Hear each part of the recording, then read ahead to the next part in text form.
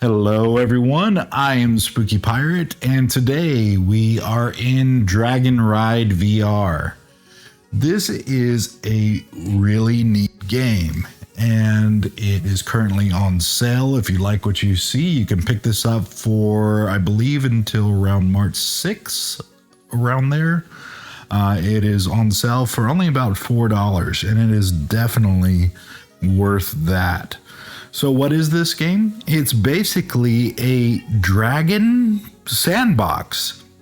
When I first saw this game, I was actually given a code directly from the developer to check out this game. And I love checking out games. If you're a developer, I will always be happy to check out your game. It might take me a while to get to it, but I'm always happy to check out new games. And I'll never be mean. That being said, when I did look at this game, I originally looked at it and said, oh, it's going to be a neat little experience. Maybe sink 10 minutes into it and then be done with it.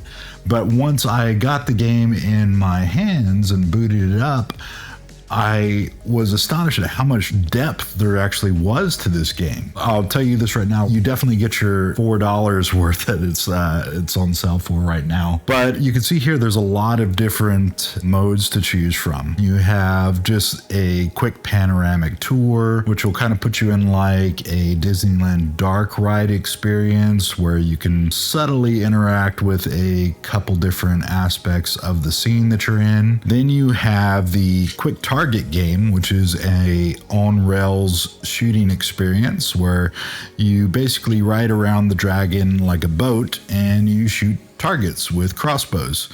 It's a lot more fun than you would think. I don't know. It is an on-rails shooting experience, but it's a high-quality one. And what it reminds me of is, if you remember back in the day, what's that game called? Armed and Dangerous.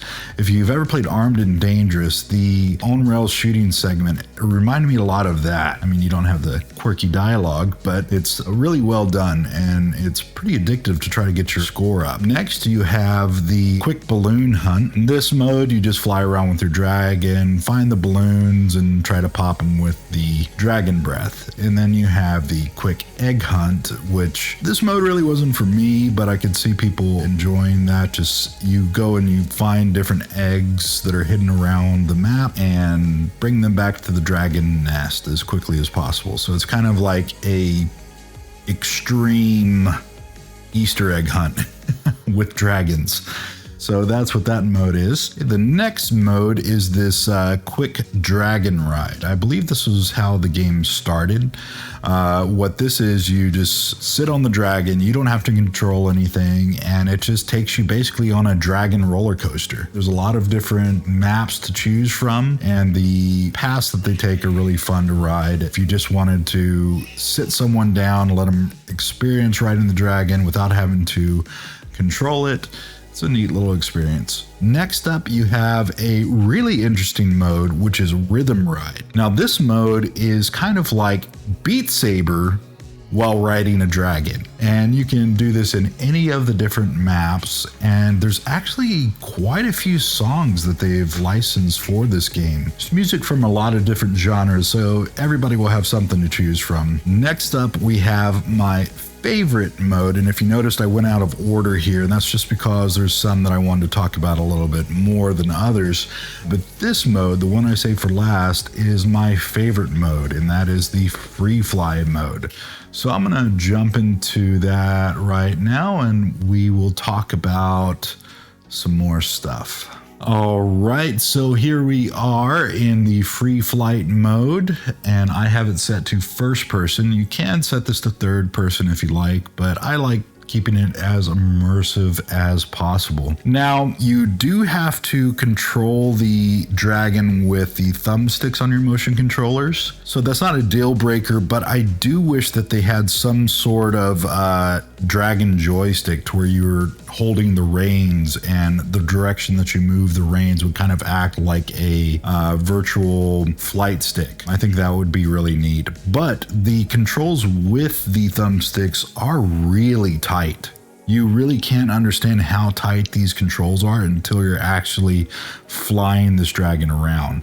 And if you look at the movement of the dragon, I was really impressed by this. It truly does feel, I mean, I've obviously never rode a dragon before, but it definitely does a good job of giving you that feeling that you're actually on the dragon. It's not just kind of skating along in the air while the dragon flaps its wings. You actually feel the dragon moving up and down. As you can see, his head moving up and down. That motion really helps to seal the deal.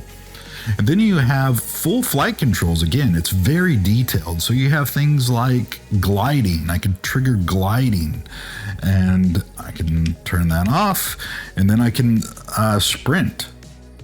So the controls are, let's see if I can make it through here. Yay. Oh, I actually didn't know it did that. But yeah, there's a lot of hidden things in... Okay, I'm finding all kinds of hidden things. The hidden fireworks show. I remember him telling me about this. I was talking to the developer and I just now found it right now. But yeah, there's all kinds of little hidden things on these maps. On one of the maps too, there's even kind of like a little escape room type puzzle challenge. So there's all kinds of things to do.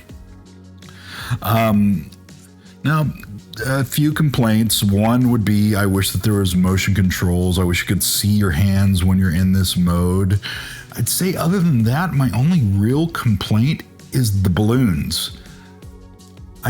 It's a super small complaint. But to me, you have these gorgeous looking graphics for this game. You have the super tight controls and everything just feels, oh, I didn't show the shooting, but the shooting is really cool how you control that. And then you have these awesome fireballs shooting out. And what do you shoot with these fireballs? Balloons.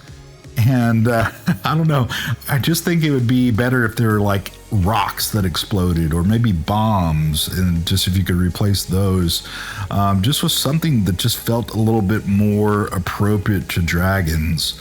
It'd also be fun if there was multiplayer that you can shoot at each other, and it'd be cool if they added new worlds that were like maybe cyberpunk dragons, where Dragon World, and I think that would go really good with the Rhythm Ride too, where you had kind of dragons with armor and machine guns on their wings, and kind of like Panzer Dragon, if you ever played that Sega game. Yeah, if they were ever going to do a VR Panzer Dragon, this would be the company to do it. This is a really cool game, guys. The details, when you land in the water, he's actually using his wings to swim.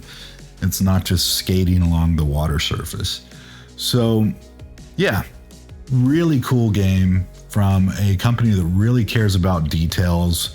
And I'm actually really excited to see what else this company puts out after seeing this game. They are apparently working on a new puzzle game that is going to be very story driven, and just seeing how much detail they put into this simple little dragon game, I'm really excited to see what they do with a more full-fledged story. So anyways, guys, that's going to do it for today.